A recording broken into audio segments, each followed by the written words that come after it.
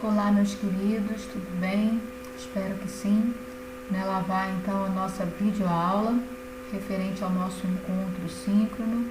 Tudo que vimos no encontro síncrono eu vou repetir aqui, para aqueles que não puderam participar e para aqueles que participaram e desejam rever, Como eu sempre destaco, acho muito melhor fazer dessa forma do que gravar ao vivo, porque a gente evita os momentos de brincadeira, evita os momentos que o negócio trava e consegue fazer um conteúdo mais focado, que ajuda mais, quando vocês estudam, quando vocês veem.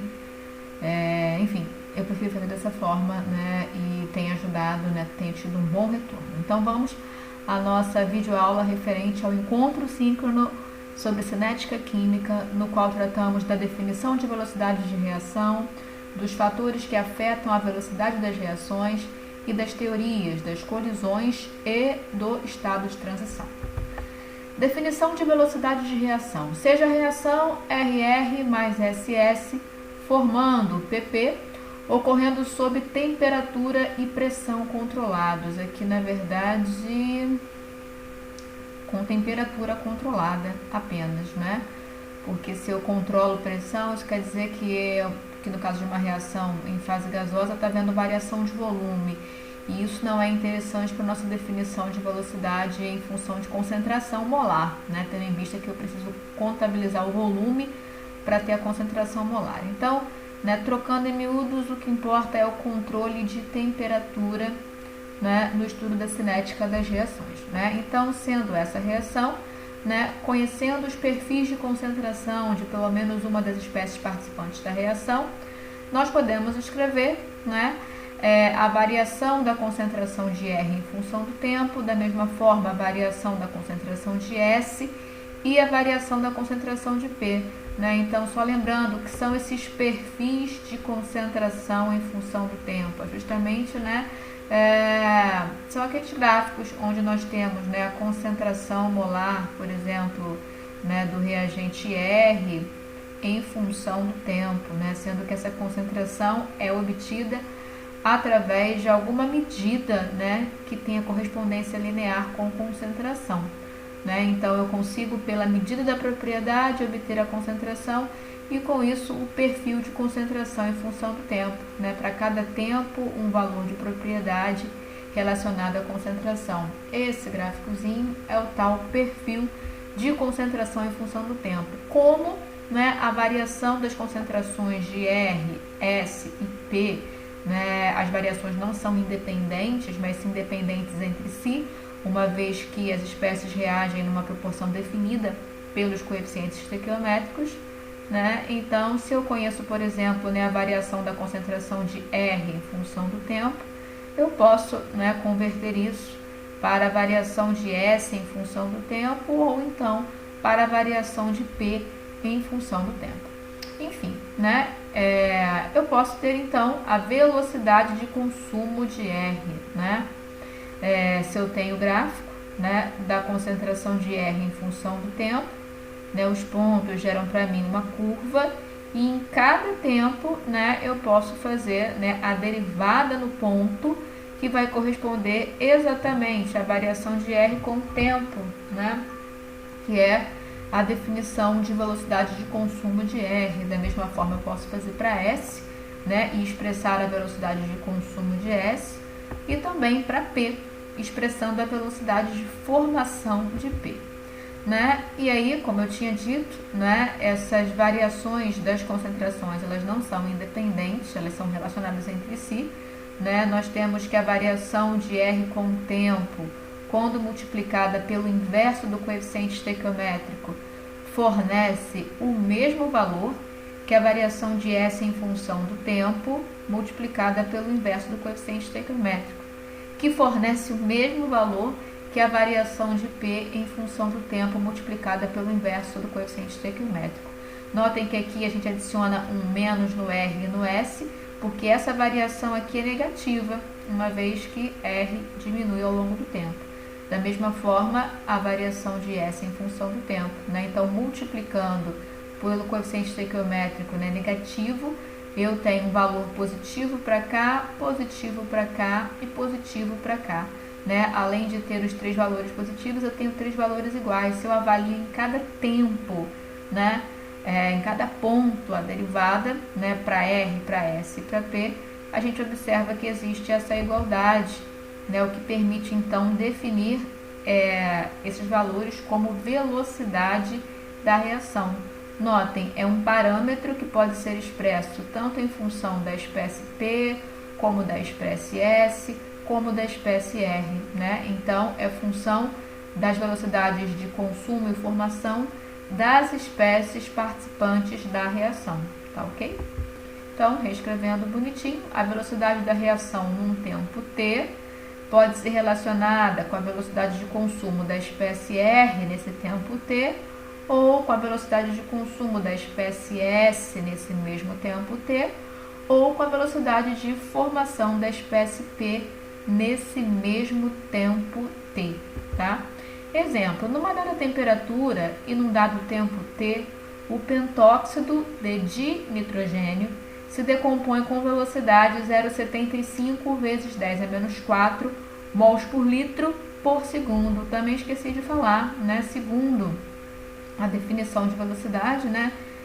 Que unidade nós temos para velocidade, né? Tanto de consumo ou formação, como da própria reação, né? Então, veja, a velocidade tem uma unidade de concentração por tempo, né? O mais comum é essa concentração ser expressa em mols por litro, e esse tempo pode ser expresso em segundos, por exemplo. Então, nesse exemplo, nós temos mols por litro por segundo, que seria segundo a menos 1, certamente, tá? Ou então, mols por litro segundo, né? Enfim, mols por litro por segundo, ou mols por litro segundo. Enfim, aqui não ficou muito bem colocado. Mas temos a velocidade de decomposição do pentóxido de dinitrogênio num tempo t. Na letra A, pede-se a velocidade de formação do dióxido de nitrogênio, né? Então é pedido isso daqui. E na letra B, a velocidade da reação.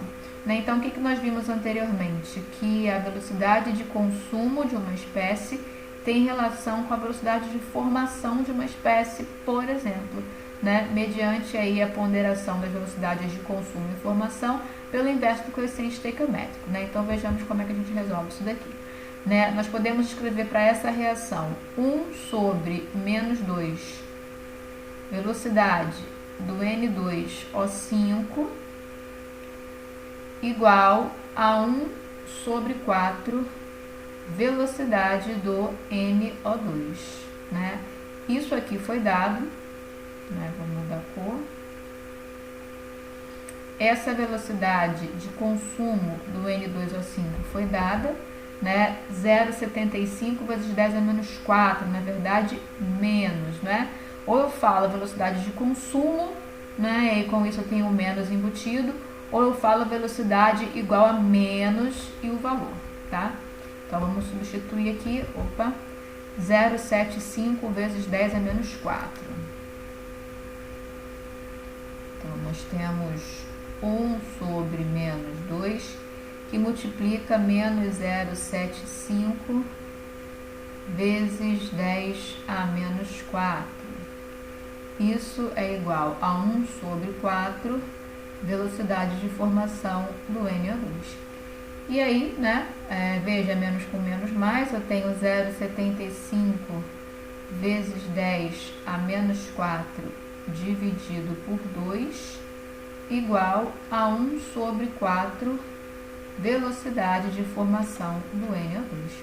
E aí, resolvendo a continha, a gente encontra a velocidade de formação do NO2, né, um valor X, com qual unidade? Mols por litro por segundo, tá? Na letra B, vamos ver se tem espaço aqui, tem, pede-se a velocidade da reação, né? Então, eu posso escrever a velocidade da reação tanto em função do consumo de N2O5, que foi o dado do problema, como em função da formação do NO2, que foi o que eu obtive na letra A, e até mesmo em função da formação do oxigênio. Vou escolher trabalhar com o dado que foi fornecido na questão. Então, vou relacionar a velocidade da reação com a velocidade de consumo do N2O5. Né? A relação é: velocidade da reação é igual a 1 sobre menos 2 velocidade de consumo do N2O5. A velocidade da reação é igual a 1 sobre menos 2 e a velocidade de consumo, deixa eu dar uma limpezinha aqui na mesa digitalizadora, menos 0,75, peraí,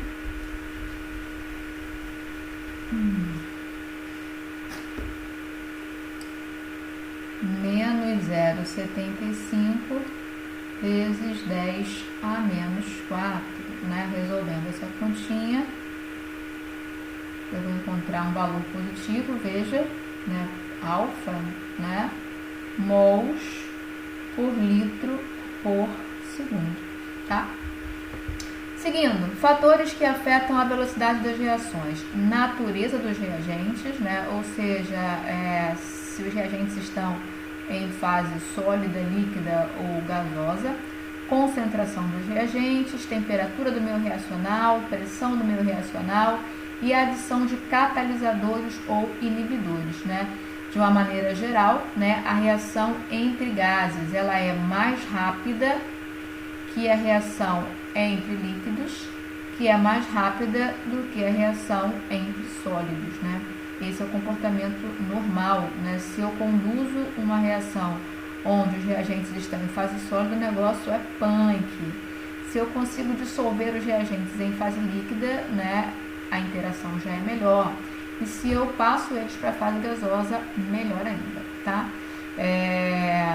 A concentração dos reagentes, o perfil observado é que quando aumenta a concentração dos reagentes, aumenta a velocidade da reação. Isso é geral para todas as reações. Da mesma forma, a temperatura, quando a temperatura aumenta, a velocidade da reação aumenta. Para reações em fase gasosa, né, quando a pressão aumenta, a velocidade aumenta. E algumas substâncias chamadas de catalisadoras, né, quando são adicionadas ao meio reacional, provocam um aumento da velocidade. E outras, né, que têm um comportamento contrário, são chamadas de inibidores, né, desfavorecem a reação, reduzindo a sua velocidade, né?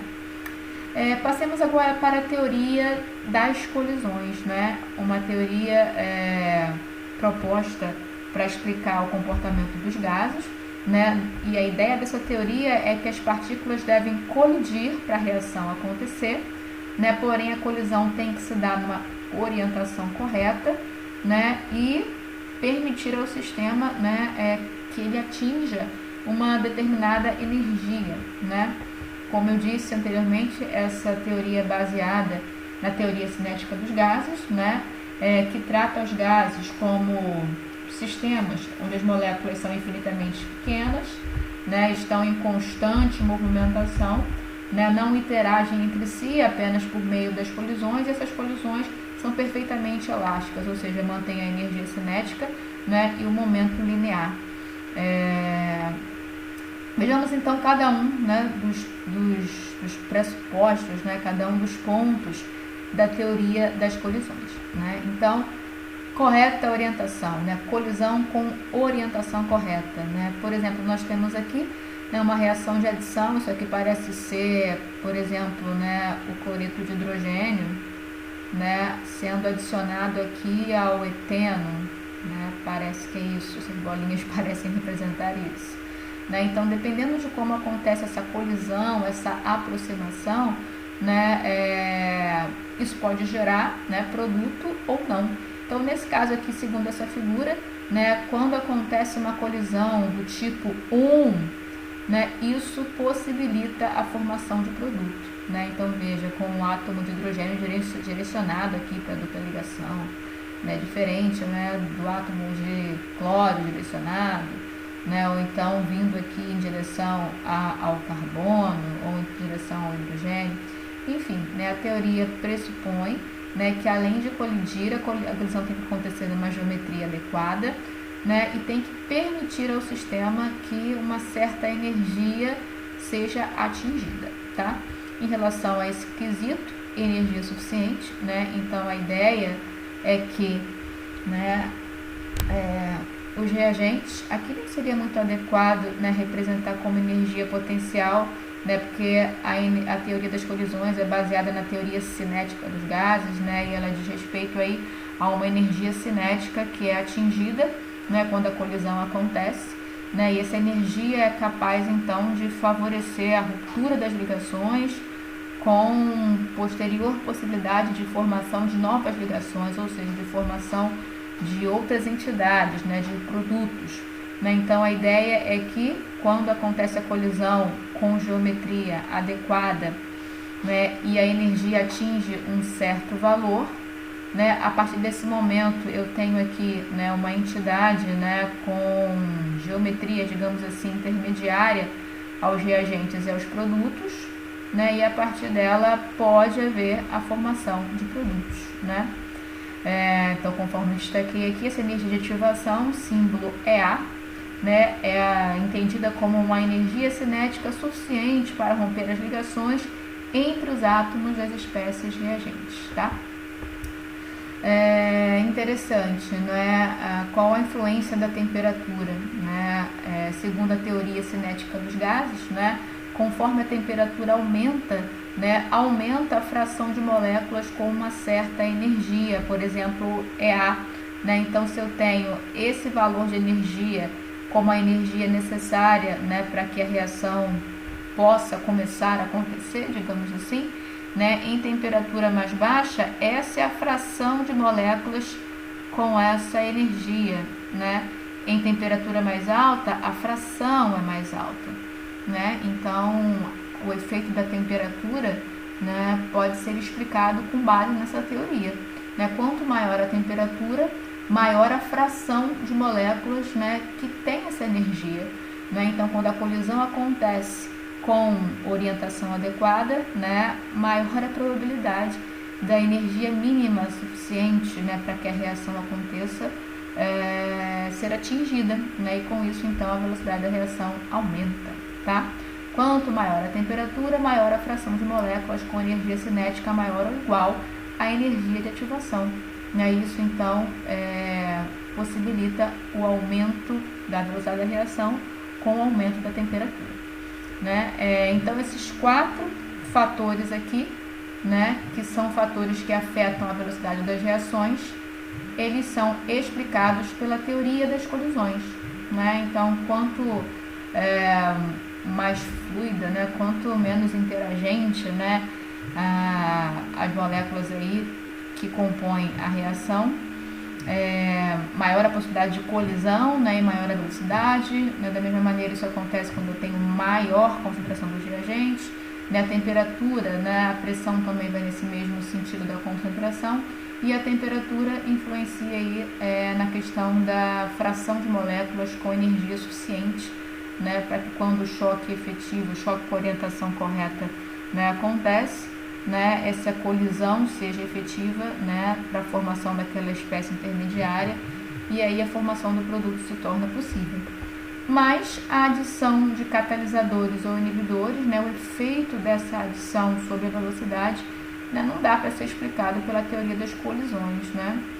Porém, ao longo da história e do tempo, né, do estudo da cinética química, além da teoria das colisões, foi proposta uma outra teoria para explicar o comportamento das reações independente da fase. Né? A teoria das colisões ela foi pensada para explicar o comportamento das reações em fase gasosa.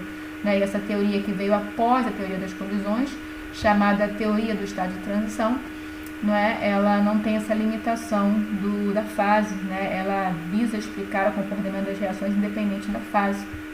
Né? Obviamente, como vem depois da teoria das colisões, né, tem base na teoria das colisões. Né? Segundo essa teoria, conforme as espécies reagentes vão interagindo, né, existe a possibilidade aí delas formarem, né, uma entidade denominada estado de transição de alta energia, né, com geometria intermediária aos reagentes e produtos. Né? E aí, com a formação dessa entidade chamada estado de transição ou complexo ativado, né, aumenta muito a possibilidade de formação de produtos, né? Então, uma vez que essa barreira de energia potencial é atingida, né, segundo essa teoria, existe muita possibilidade dessa entidade formada evoluir para a formação de produtos, tá? Então, a teoria do estado de transição não é baseada em colisão, em choque, mas sim em interação entre as espécies reagentes, né? E o entendimento é que essa interação em algum momento gera uma entidade química de energia elevada, né, que uma vez, né, formada no meio, tende a evoluir para a formação de produtos, né? Então, esse transition state é uma entidade molecular instável de alta energia e de existência transiente, também chamada de complexo ativado, que a partir da liberação de energia potencial, né, se decompõe para a formação de produtos, né? Vejam, né, eu falei anteriormente que aquele gráfico, né, da energia de ativação na teoria das colisões se refere à energia cinética, e já esse gráfico aqui, né, na teoria das colisões se refere à energia potencial. Da mesma forma, né, essa barreira aqui também é chamada de energia de ativação na teoria do transition state. Né? Então, a energia de ativação, né, na teoria das colisões, né, tem um sentido, né? É uma energia cinética aí que o sistema ganha a partir da colisão, né? E na teoria do estado de transição, né, é uma energia potencial, né, devido à interação das espécies reagentes. Mas nos dois casos, né, uma barreira, uma energia mínima necessária, né, para que alguma coisa aconteça no meio e a partir dela a possibilidade de formação de produtos se torne, né, maior, né? No caso da teoria das colisões, né, quando se forma essa entidade, existe a possibilidade então da formação de produto. Da mesma forma, na teoria do estado de transição, quando se forma esse complexo ativado, né, aumenta muito a possibilidade de descer a ladeira e formar, né, outras espécies que correspondem ao produto da reação, né? Aqui a gente tem um GIF muito legal, né, mostrando aí que conforme a interação acontece, né, existe a possibilidade de formação dessa espécie intermediária de alta energia. E aí, uma vez que ela se forma, olha, ela se forma com a aproximação, com a interação, não é choque, né? Uma vez que ela se forma, não existe muita chance, né, dela evoluir para a formação de outras espécies que compõem o produto da reação. Nesse caso aqui, ó, é uma reação de substituição, né? É a hidroxila entrando aqui no cloreto de metila e liberando o cloreto, né? Vejam, né? A visão, né, é totalmente diferente da visão da teoria das colisões, né? É uma visão molecular, né, que evolui ao longo do tempo, conforme a aproximação acontece, conforme a interação acontece, tá? Então, a adição de catalisadores. Travou?